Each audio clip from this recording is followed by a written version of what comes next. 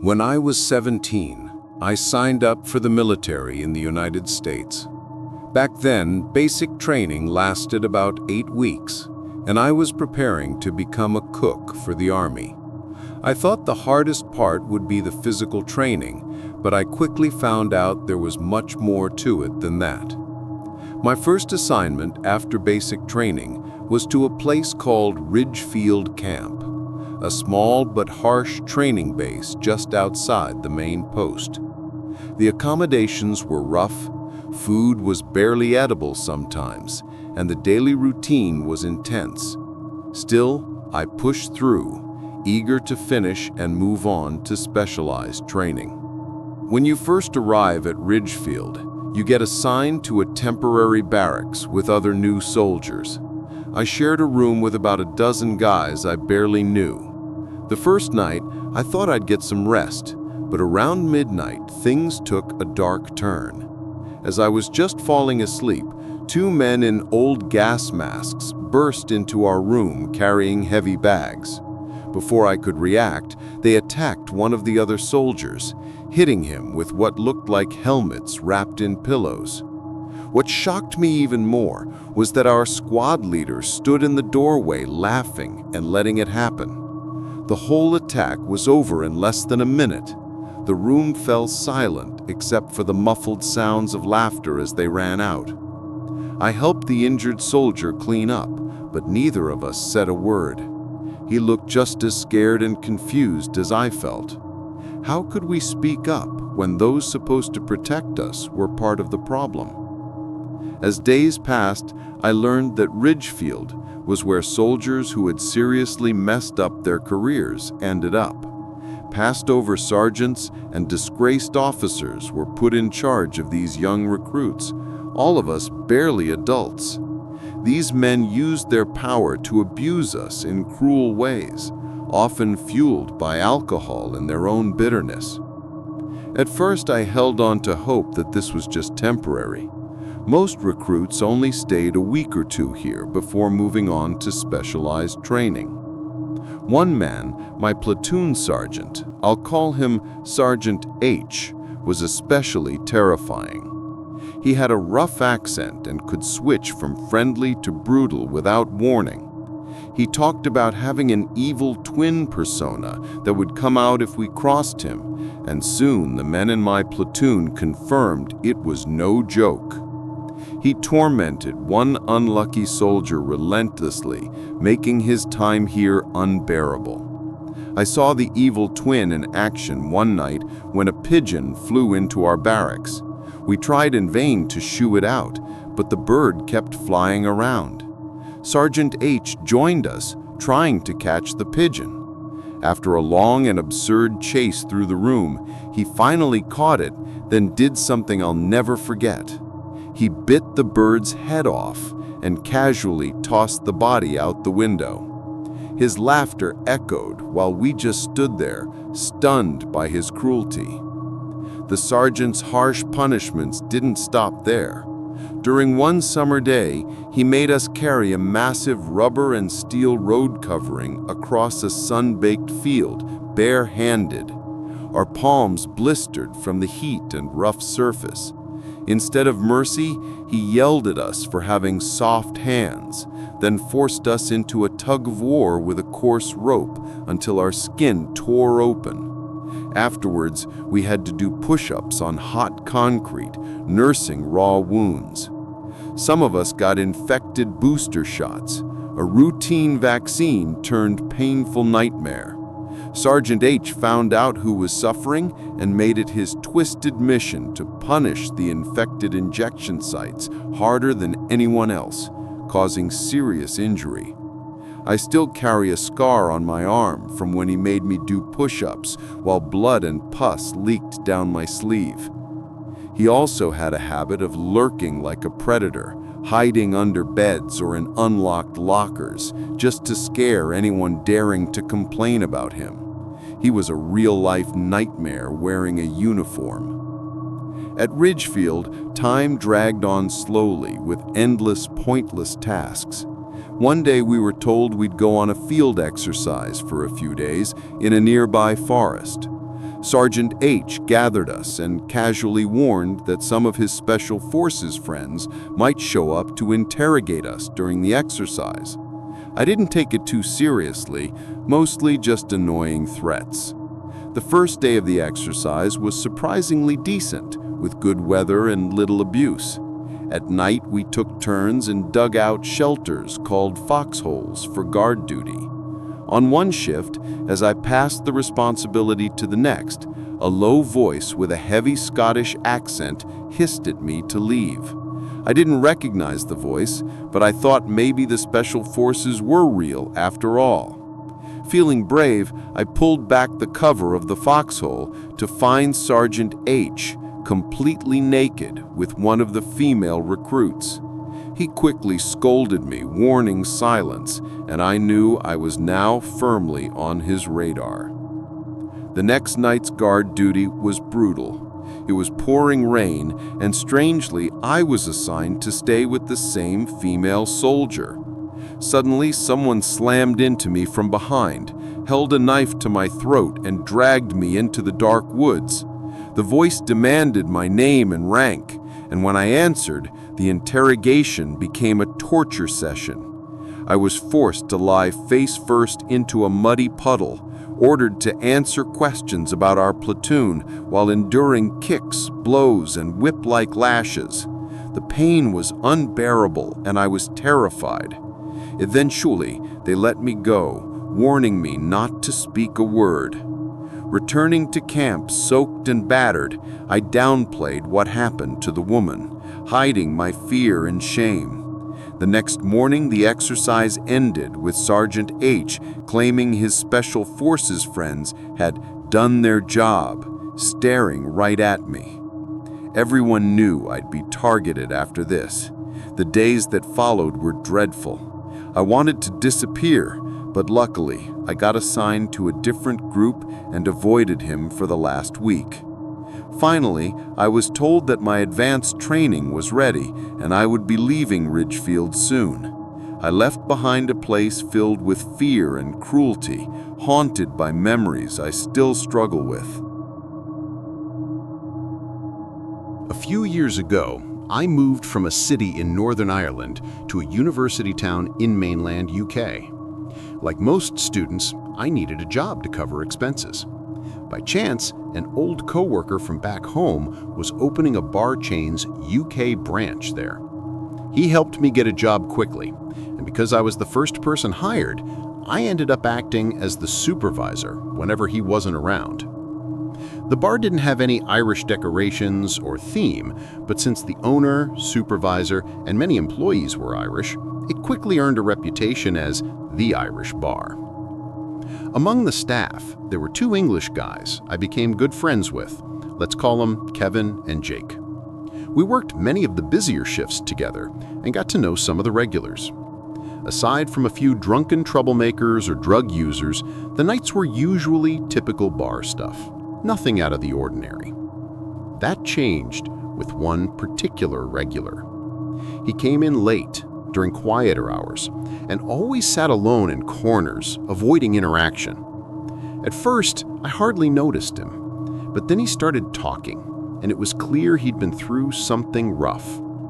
He was an older man, probably in his 60s, very thin and pale, with a large scar running across one side of his face from mouth to temple. His voice was low, rough, and almost a whisper. I often had to lean in close just to catch what he was saying. I couldn't make out most of his words, except a few like Belfast, Armagh, and Yellow Dog. I figured he'd had throat cancer or some kind of injury and felt sorry for him, so I always tried to be polite, with a smile and nod.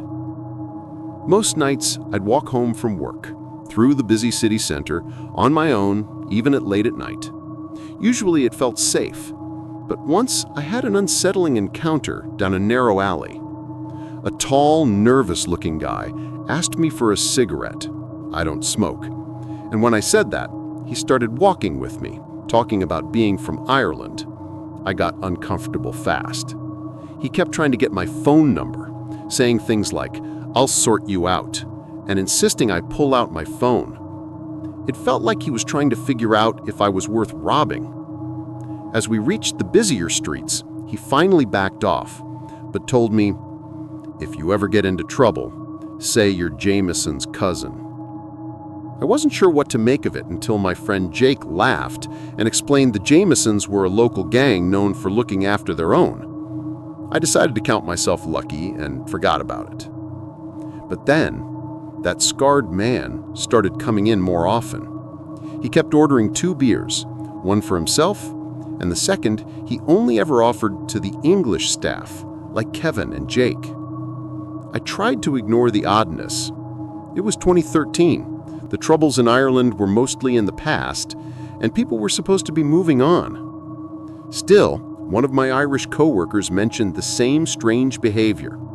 The scarred man would talk to Kevin and Jake for hours, laughing and clearly mocking me when he glanced my way. I couldn't catch what he said, and when I asked, they just shrugged. Things got worse. He began coming in with groups of younger men, all slim, polite-looking, much shorter than him. The older guy bought them drinks all night. It didn't feel right. Then, while I was home for a break, I learned the bouncer caught this man selling ecstasy to someone in the bar. I expected him to be arrested and disappear. But one night, while returning to my dorm, I saw him again. It was around 3 a.m., and I swiped my key card to get through a slow closing gate. Suddenly, he appeared, staring at me from across the courtyard. He looked unsteady and babbled nonsense. We just stood there, watching each other for what felt like forever. Then, he slowly started coming toward me. I was ready to defend myself if needed, but remembered the strange advice from before. Nervously, I blurted out, "I'm Jameson's cousin. Want me to call them?" His face twisted into a nasty smirk, like he didn't believe me but wasn't willing to take the risk. Then, without a sound, he vaulted over the gate with terrifying ease and disappeared. I didn't see him again that year, but when I returned to work, I heard from the bouncer involved with his arrest that he was indeed an ex-British soldier. He'd served in Armagh with the Yellow Dog Parachute Regiment during the Troubles, a wildly dangerous place for anyone. Apparently, he had a deep hatred for Irish people and preyed on young students, supplying drugs to them for sex in return. He became well known for stalking the Irish bars in town, taunting staff, and causing trouble. Eventually, his behavior made him an enemy of the Jamesons gang, who had looked after the Irish community for years. What chills me most is thinking back on all those times he talked to me. I'm almost certain he was spitting out racist and hateful remarks, but I just smiled and nodded, too polite or scared to respond. The thought of what he might have said to Kevin and Jake, or the young men he bought drinks for, makes my skin crawl. I've only ever shared this story with a few people, mostly my wife and a handful of close friends. It happened back when I was serving as a radio operator during the Vietnam War. It's something that stayed with me all these years, vivid in my memory. Even now, decades later, I find myself thinking about it, sometimes in ways that still disturb me. I was just a kid when I joined the Army, freshly drafted right out of high school. I didn't know much about war or what it really meant.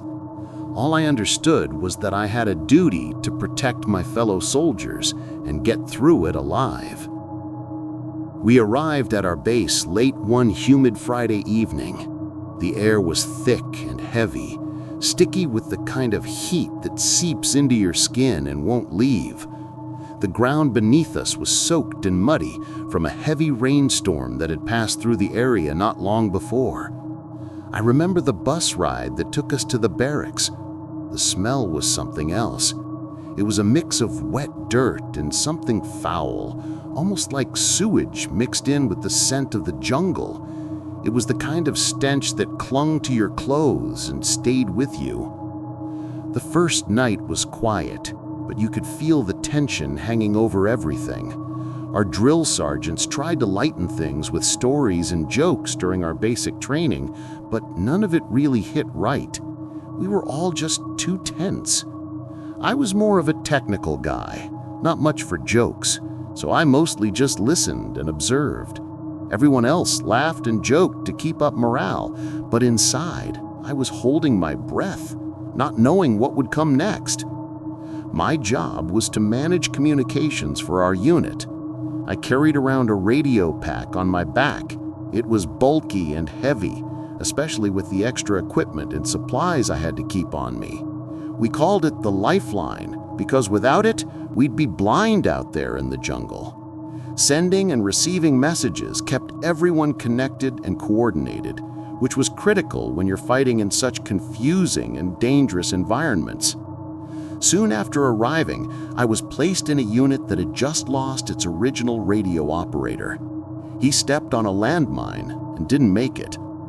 It was sobering to realize how quickly and easily things could go wrong out here. Our first contact with the enemy still plays vividly in my mind. We were deep in a dense jungle, surrounded by thick trees and vines, barely able to see more than a few feet ahead. We didn't know where the enemy soldiers were, just that they were out there, watching us. Suddenly, gunfire erupted all around us, sharp and terrifying. We dove for cover instinctively and fired back blindly, shooting in the general direction of the sounds. That initial chaos seemed to last forever. It felt like an eternity of noise and desperation. Eventually, the shooting stopped, and we moved forward cautiously. What I saw next shocked me. 3 young Viet Cong soldiers laying dead in a pool of their own blood. It was hard to wrap my head around the fact that these were human beings who had been alive only moments before.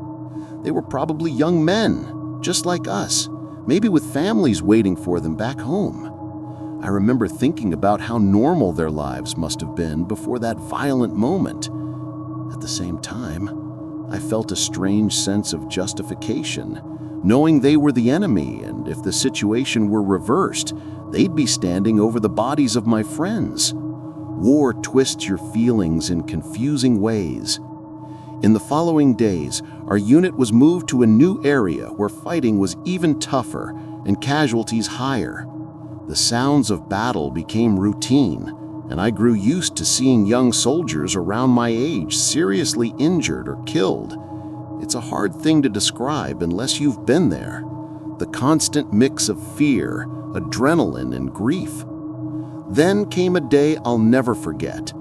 I was called to report to an older man who introduced himself as Captain Douglas, an intelligence officer stationed nearby. There was something about him that felt strange right away, like he didn't quite fit in with the rest of us. His demeanor was calm and controlled, but calculated, like he was always several steps ahead. Even my commanding officers seemed almost intimidated by him. He told me I was being reassigned as a radio operator for his unit. At first, I didn't want to leave my original team. We had built a bond through the chaos, but orders were orders, and I had no choice. We flew out by Huey helicopter to a heavily forested area near a cluster of enemy huts. The place looked like it had been fortified, probably after fierce fighting. There were several soldiers around, some wearing gas masks, a scary and unsettling sight. These men didn't behave like regular soldiers. They didn't show the usual signs of stress or fear that others did. Instead, they stood with cold, emotionless faces that sent a chill down my spine. I tried to speak with some of them, hoping to make contact or at least break the silence. All I got were these strange, emotionless stares, as if they were infected or possessed by something beyond human. That feeling of unease only grew stronger. Captain Douglas and I went inside one of the small huts where I was told to wait. But sitting still wasn't in my nature. Curiosity got the better of me, and I quietly slipped away to peek into a larger tent nearby. What I saw inside made my stomach drop and sent chills through my body. Suddenly, I felt a hand grab my shoulder. It was Captain Douglas, and he looked angry, not just at me for sneaking in, but as if carrying a heavy burden himself. He told me I should never have gone inside and sent me back to my hut. What happened next is still a blurry, painful memory. We must have been attacked or caught in an explosion, because I woke up hours later in triage, bandaged and bruised with several broken ribs and a fractured collarbone. I had no idea what had happened after that night, and I never saw Captain Douglas or any of the strange soldiers again. Over the years, I've thought about what that place was, what those terrible heads in jars really meant. Were they some kind of intelligence experiment? Did they hope to take information from the dead enemies? Or something darker, more unexplainable?